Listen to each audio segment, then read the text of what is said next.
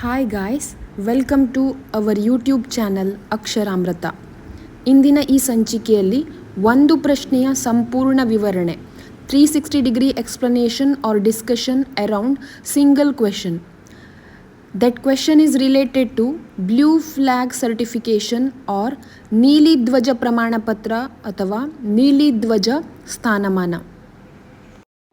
Blue flag ಸರ್ಟಿಫಿಕೇಷನ್ಗೆ ಸಂಬಂಧಿಸಿದ ಪ್ರಶ್ನೆ ಇತ್ತೀಚಿನ ಅಂದರೆ 2023-24 ಸಾಲಿನ ಆಗಸ್ಟ್ 27, 2024 ನಡೆಸಿದ KAS ಪ್ರಿಲಿಮ್ಸ್ ಪರೀಕ್ಷೆಯಲ್ಲಿ ಕೇಳಲಾಗಿದ್ದು, ಪ್ರಶ್ನೆ ಈ ರೀತಿ ಇದೆ: which of the following statements are correct with reference to the blue flag certification? ನೀಲಿ ಧ್ವಜ ಪ್ರಮಾಣಪತ್ರಕ್ಕೆ ಸಂಬಂಧಿಸಿದಂತೆ ಈ ಕೆಳಗಿನ ಯಾವ ಹೇಳಿಕೆಗಳು ಸರಿಯಾಗಿವೆ? 4 ಹೇಳಿಕೆಗಳನ್ನು ನೀಡಲಾಗಿದ್ದು, ಅವುಗಳಲ್ಲಿ ಸರಿಯಾದ ಹೇಳಿಕೆಗಳನ್ನು ಗುರುತಿಸಿ ಅದಕ್ಕೆ ಸಂಬಂಧಿಸಿದ ಆಯ್ಕೆಯನ್ನು ಆರಿಸಬೇಕಾಗಿದೆ. ಇದರ ಉತ್ತರವನ್ನು ವಿಡಿಯೋದ ಕೊನೆಯ ಭಾಗದಲ್ಲಿ ಬ್ಲೂ ಫ್ಲ್ಯಾಗ್ಗೆ ಸಂಬಂಧಿಸಿದ ಪರಿಪೂರ್ಣ ವಿವರಣೆ ತಿಳಿದ ನಂತರ ಚರ್ಚಿಸೋಣ.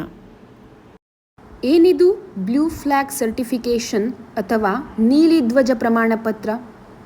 ಪ್ರವಾಸಿಗರನ್ನು ತನ್ನೆಡೆಗೆ ಆಕರ್ಷಿಸುವ ಬೀಚ್ಗಳು, ಮರೀನಾಗಳು ಮತ್ತು ಸಸ್ಟೈನೇಬಲ್ ಬೋಟ್ ಟೂರಿಸಂ ಆಪರೇಟರ್ಸ್ಗಳಿಗೆ ಜಾಗತಿಕ ಮಟ್ಟದಲ್ಲಿ ನೀಡುವ ಇಕೋ ಲೇಬಲ್ ಪರಿಸರ ಪ್ರಮಾಣೀಕರಣವನ್ನು ಬ್ಲೂ ಫ್ಲ್ಯಾಗ್ ಸರ್ಟಿಫಿಕೇಷನ್ ಎನ್ನುವರು.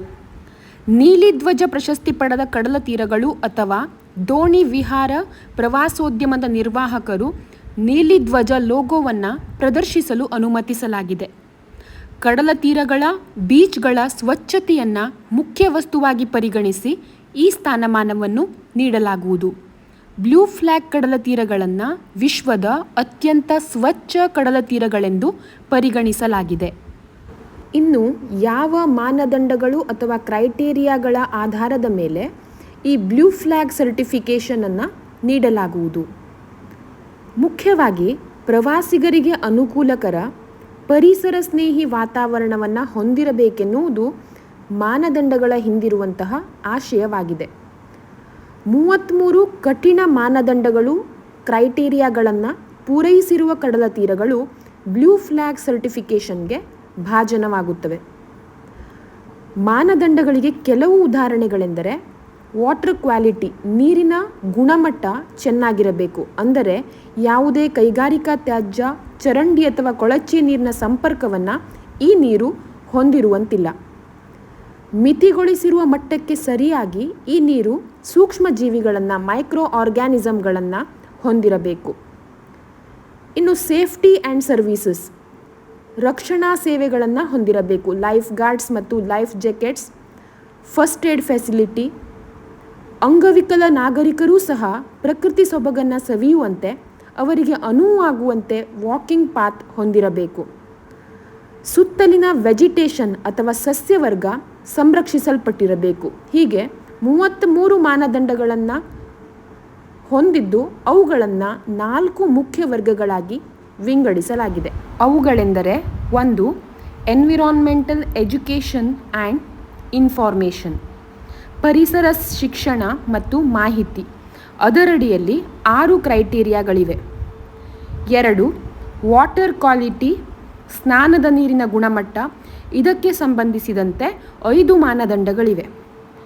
3.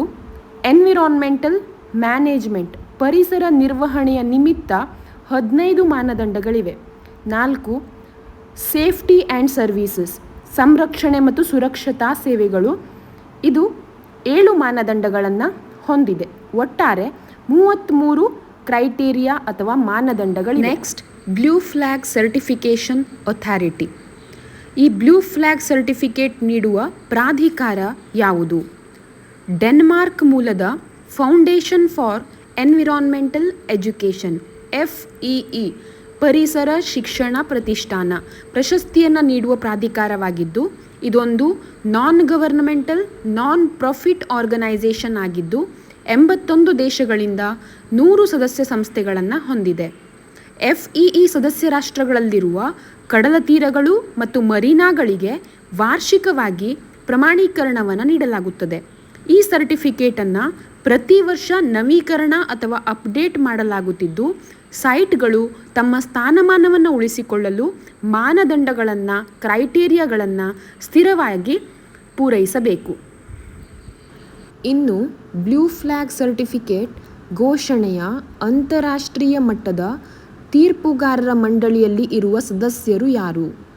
ಯಾವ ದೇಶದ ಯಾವ ಕಡಲ ತೀರ ಕಠಿಣ ಮಾನದಂಡಗಳನ್ನು ಪೂರೈಸಿ ಬ್ಲೂ ಫ್ಲ್ಯಾಗ್ ಸರ್ಟಿಫಿಕೇಟ್ ಪಡೆಯಲು ಯೋಗ್ಯವಾಗಿದೆ ಮತ್ತು ಪ್ರತಿ ವರ್ಷ ಪ್ರಮಾಣಪತ್ರ ಅಪ್ಡೇಟ್ ಅಥವಾ ನವೀಕರಣಗೊಳ್ಳುವ ಸಂದರ್ಭದಲ್ಲಿ ಮಾನದಂಡಗಳ ನಿರ್ವಹಣೆ ಸರಿಯಾಗಿ ಆಗುತ್ತಿರುವುದೇ ಎನ್ನುವುದನ್ನು ಗೊತ್ತುಪಡಿಸುವ ತೀರ್ಪುಗಾರರ ಮಂಡಳಿಯಲ್ಲಿ ವಿವಿಧ ಪ್ರಸಿದ್ಧ ಪರಿಸರ ಪ್ರಾಧಿಕಾರಗಳ ಪ್ರತಿನಿಧಿಗಳು ಸದಸ್ಯರಾಗಿರುತ್ತಾರೆ. ಆ ಪರಿಸರ ಪ್ರಾಧಿಕಾರಗಳೆಂದರೆ UNEP United Nations Environment Programme, UNWTO United Nations World Tourism Organisation, ಇನ್ನು ಮುಖ್ಯ ಪ್ರಾಧಿಕಾರ FEE Foundation for environmental Education, ಕೊನೆಯದಾಗಿ IUCN International Union for Conservation of Nature and Natural Resources. ಇದೇ ಪ್ರಾಧಿಕಾರವು ರೆಡ್ ಡಾಟಾ ಬುಕ್ ಅಳಿವಿನ ಅಂಚಿನಲ್ಲಿರುವ ಪ್ರಾಣಿಗಳ ಲಿಸ್ಟ್ ಮಾಡುವಂತಹ ಪ್ರಾಧಿಕಾರವಾಗಿದೆ. ಈಗ ನಾವು ಭಾರತದ ಎಷ್ಟು ಮತ್ತು ಯಾವ ಕಡಲ ತೀರಗಳು ಈ ಪ್ರತಿಷ್ಠಿತ ಬ್ಲೂ ಫ್ಲ್ಯಾಗ್ ಸರ್ಟಿಫಿಕೇಟನ್ನು ಪಡೆದುಕೊಂಡಿವೆ ಎನ್ನುವುದನ್ನು ಚರ್ಚಿಸೋಣ. ಮೊದಲನೇದಾಗಿ ಶಿವರಾಜ್ಪುರ ಬೀಚ್. ಇದು ಗುಜರಾತ್ ರಾಜ್ಯದ ಕಡಲ ತೀರವಾಗಿದ್ದು ವೈಟ್ ಸ್ಯಾಂಡ್ಗೆ ಹೆಸರುವಾಸಿಯಾಗಿದ್ದು 2020ರಲ್ಲಿ ಪ್ರಶಸ್ತಿಗೆ ಭಾಜನವಾಗಿದೆ. ಎರಡನೇದಾಗಿ ಗೋಲ್ಡನ್ ಬೀಚ್. ಇದನ್ನು ಚಂದ್ರಭಾಗಾ ಬೀಚ್ ಎಂತಲೂ ಕರೆಯಲಾಗುವುದು. ಪುರಿಯ ಜಗನ್ನಾಥ ದೇವಾಲಯಕ್ಕೆ ಸನಿಹ ಇರುವ ಈ ಕಡಲ ತೀರ 2020ರಲ್ಲಿ ಈ ಪ್ರಶಸ್ತಿಯನ್ನು ಮುಡಿಗೇರಿಸಿಕೊಂಡ ಒಡಿಶಾ ರಾಜ್ಯದ ಕಡಲ ತೀರವಾಗಿದೆ. ಮೂರನೇದಾಗಿ ಗೋಗ್ಲಾ ಬೀಚ್. ಇದು ದಿಯು ಯೂನಿಯನ್ ಟೆರಿಟರಿಗೆ ಸಂಬಂಧಿಸಿದ ಕಡಲ ತೀರವಾಗಿದ್ದು ಗೋಲ್ಡನ್ ಸ್ಯಾಂಡ್ಗೆ ಹೆಸರುವಾಸಿಯಾಗಿದ್ದು ಪ್ರಶಸ್ತಿ ಅರಸಿ ಬಂದಿದ್ದು 2020ರಲ್ಲಿ. ನಾಲ್ಕನೆಯದಾಗಿ ಕಾಸರಗೋಡ್ ಬೀಚ್. ಇದು ನಮ್ಮ ಹೆಮ್ಮೆಯ ಕರ್ನಾಟಕ ರಾಜ್ಯದ ಉತ್ತರ ಕನ್ನಡ ಜಿಲ್ಲೆಯ ಹೊನ್ನಾವರ ತಾಲೂಕಿನಲ್ಲಿದೆ. ಪ್ರಶಾಂತ ಕಡಲ ತೀರವಾಗಿದ್ದು ಕ್ಯಾಸೂರಿನ ಮರಗಳು ಅಂದರೆ ಗಾಳಿ ವೃಕ್ಷಗಳಿಂದ ಸುತ್ತುವರೆದಿದ್ದು 2020ರಲ್ಲಿ ಪ್ರಶಸ್ತಿಯ ಗೌರವಕ್ಕೆ ಪಾತ್ರವಾಗಿದೆ. ಐದನೆಯದಾಗಿ ಪಡುಬಿದ್ರಿ ಬೀಚ್. ಇದು ಸಹಿತ ನಮ್ಮ ಕರ್ನಾಟಕ ರಾಜ್ಯದ ಉಡುಪಿ ಜಿಲ್ಲೆಯಲ್ಲಿ ಕಂಡುಬರುವಂತಹ ಕಡಲ ತೀರವಾಗಿದ್ದು ಪರಿಸರ ಸ್ನೇಹಿ ಉಪಕ್ರಮಗಳು ಮತ್ತು ಸ್ವಚ್ಛ ಪರಿಸರಕ್ಕಾಗಿ 2020ರಲ್ಲಿ ಈ ಪ್ರಶಸ್ತಿಯ ಗರಿಯನ್ನು ಧರಿಸಿದೆ. ಆರನೆಯದಾಗಿ ಋಷಿಕೊಂಡ ಬೀಚ್.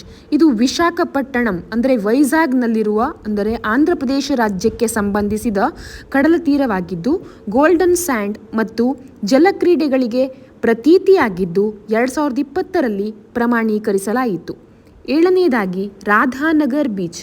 ಇದು ಅಂಡಮಾನ್ ಮತ್ತು ನಿಕೋಬಾರ್ ದ್ವೀಪಗಳಿಗೆ ಸಂಬಂಧಿಸಿದ ಕಡಲ ತೀರವಾಗಿದ್ದು 2020ರಲ್ಲಿ ಪ್ರಾಚೀನ ಸೌಂದರ್ಯ ಮತ್ತು ಸ್ಪಷ್ಟ ನೀರಿಗೆ ಪ್ರಶಸ್ತಿಯನ್ನು ಪಡೆಯಿತು. ಎಂಟನೆಯದಾಗಿ ಕೋವಲಂ ಬೀಚ್. ಇದು ಚೆನ್ನೈನಲ್ಲಿ ಕಂಡುಬರುವ ಪ್ರತಿಷ್ಠಿತ ಕಡಲ ತೀರವಾಗಿದ್ದು ತಮಿಳುನಾಡು ರಾಜ್ಯಕ್ಕೆ ಸಂಬಂಧಿಸಿದೆ. ರಮಣೀಯ ಸೌಂದರ್ಯ ಮತ್ತು ಶಾಂತ ನೀರಿಗೆ ಹೆಸರುವಾಸಿಯಾಗಿದ್ದು 2020ರಲ್ಲಿ ಪ್ರಶಸ್ತಿಯನ್ನು ಪಡೆದಿದೆ. ಒಂಬತ್ತನೆಯದಾಗಿ ಈಡನ್ ಬೀಚ್. ಇದು ಪುದುಚೇರಿಯಲ್ಲಿದ್ದು ಉತ್ತಮವಾಗಿ ನಿರ್ವಹಿಸಲ್ಪಟ್ಟ ಸುತ್ತಮುತ್ತಲಿನ ಪ್ರದೇಶಗಳೊಂದಿಗೆ 2020ರಲ್ಲಿ ಪ್ರಶಸ್ತಿಯ ಮೆಟ್ಟಿಲೇರಿತು. ಈಗಾಗಲೇ ಹೇಳಿರುವಂತಹ 9 ಕಡಲ ತೀರಗಳು 2020ನೇ ವರ್ಷದಲ್ಲಿ ಈ ಪ್ರತಿಷ್ಠಿತ ಪ್ರಶಸ್ತಿಯನ್ನು ತನ್ನ ಮುಡಿಗೇರಿಸಿಕೊಂಡಿವೆ. ಇನ್ನು 10ನೆಯದಾಗಿ ಮಿನಿಕಾಯ್ ತಂಡಿ ಬೀಚ್. ಇದು ಲಕ್ಷದ್ವೀಪದಲ್ಲಿ ಕಂಡುಬರುವ ಕಡಲ ತೀರವಾಗಿದ್ದು ಬಿಳಿ ಮರಳು ಹೊಂದಿದ್ದು 2022ರಲ್ಲಿ ಪ್ರಶಸ್ತಿಯ ಗರಿಧರಿಸಿದೆ. 11ನೆಯದಾಗಿ ಕಡಮಟ್ ಬೀಚ್. ಇದು ಕೂಡ ಲಕ್ಷದ್ವೀಪದಲ್ಲಿ ಕಂಡುಬರುವ ಕಡಲ ತೀರ. ಜಲಕ್ರೀಡೆ ವಾಟರ್ ಸ್ಪೋರ್ಟ್ಸ್ಗೆ ಜನಪ್ರಿಯವಾಗಿದ್ದು 2022ರಲ್ಲಿ ಪ್ರಶಸ್ತಿ ಸಂದಿದೆ. 12ನೆಯದಾಗಿ ಕಪ್ಪಡ್ ಬೀಚ್. ಇದು ಕೇರಳ ರಾಜ್ಯದ ಕಡಲ ತೀರವಾಗಿದ್ದು ಐತಿಹಾಸಿಕ ಮಹತ್ವವನ್ನು ಹೊಂದಿದೆ. ಅದೇನೆಂದರೆ 1498ರಲ್ಲಿ ವಾಸ್ಕೋಡ ಗಾಮ ಇಳಿದ ಸ್ಥಳವಾಗಿದೆ ಎಂದು ಹೇಳಲಾಗುವುದು. ಇದು 2025ರಲ್ಲಿ ಪ್ರಶಸ್ತಿಯನ್ನು ಬಾಚಿಕೊಂಡಿದೆ. ಇನ್ನು 13ನೆಯದಾಗಿ ಚಲ್ ಬೀಚ್. ಇದು ಕೂಡ ಕೇರಳ ರಾಜ್ಯಕ್ಕೆ ಸಂಬಂಧಿಸಿದ ಕಡಲ ತೀರ. ಪರಿಸರ ಪ್ರೇಮಿ ಉಪಕ್ರಮಗಳಿಂದ 2025ರಲ್ಲಿ ಗುರುತಿಸಲ್ಪಟ್ಟ ಮತ್ತು ಇತ್ತೀಚೆಗೆ ಗುರುತಿಸಲ್ಪಟ್ಟ ಬೀಚ್ ಆಗಿದೆ. ಒಟ್ಟಾರೆಯಾಗಿ ಭಾರತದ 13 ಮತ್ತು ಕರ್ನಾಟಕದ 2 ಕಡಲ ತೀರಗಳು ಈವರೆಗೆ ಬ್ಲೂ ಫ್ಲ್ಯಾಗ್ ಮಾನ್ಯತೆ ಪಡೆದಿವೆ. ಇನ್ನು ಪ್ರಪಂಚದಾದ್ಯಂತ 4,000 ಕಡಲ ತೀರಗಳು ಈ ಪ್ರಶಸ್ತಿಗೆ ಭಾಜನವಾಗಿದ್ದು 729 ಪ್ರಶಸ್ತಿಗಳೊಂದಿಗೆ ಸ್ಪೇನ್ ಅತಿ ಹೆಚ್ಚು ಬ್ಲೂ ಫ್ಲ್ಯಾಗ್ ಬೀಚ್ಗಳನ್ನು ಹೊಂದಿರುವ ದೇಶವಾದರೆ ಗ್ರೀಸ್ ನಂತರದ ಸ್ಥಾನದಲ್ಲಿದೆ. ಇನ್ನು ಬೀಮ್ಸ್ 2020 ಏನಿದು ಬೀಮ್ಸ್ 2020? ಭಾರತವು ಬ್ಲೂ ಫ್ಲ್ಯಾಗ್ ಪ್ರಮಾಣೀಕರಣದ ಮಾದರಿಯಲ್ಲಿ ಬೀಮ್ಸ್ ಎಂಬ ತನ್ನದೇ ಆದ ಪರಿಸರ ಲೇಬಲನ್ನು 2020ನೇ ಇಸ್ವಿಯಲ್ಲಿ ಪರಿಚಯಿಸಿದೆ. ಅದೇ ಬೀಮ್ಸ್ 2020.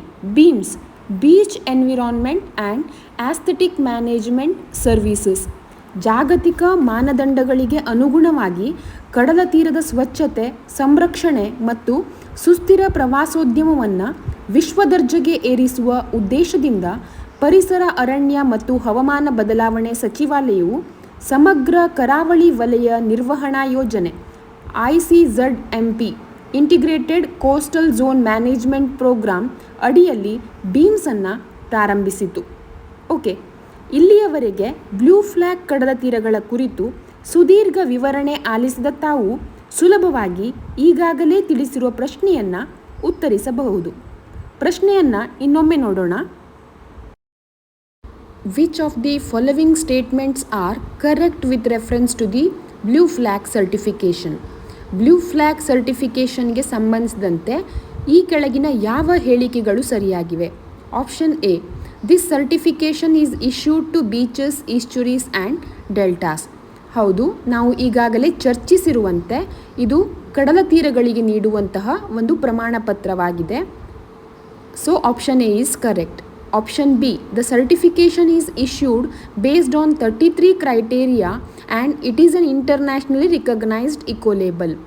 ಇದನ್ನು ಕೂಡ ನಾವು ತಿಳಿದಿದ್ದೇವೆ. ಅದೇನೆಂದರೆ 33 ಕಠಿಣ ಮಾನದಂಡಗಳನ್ನು ಪೂರೈಸಿದ ಕಡಲ ತೀರಗಳು ಅಂತಾರಾಷ್ಟ್ರೀಯ ಮಟ್ಟದಲ್ಲಿ ಗುರುತಿಸಲ್ಪಡುವುದೇ ಇದು ಈ ಬ್ಲೂ ಫ್ಲ್ಯಾಗ್ ಸರ್ಟಿಫಿಕೇಷನ್.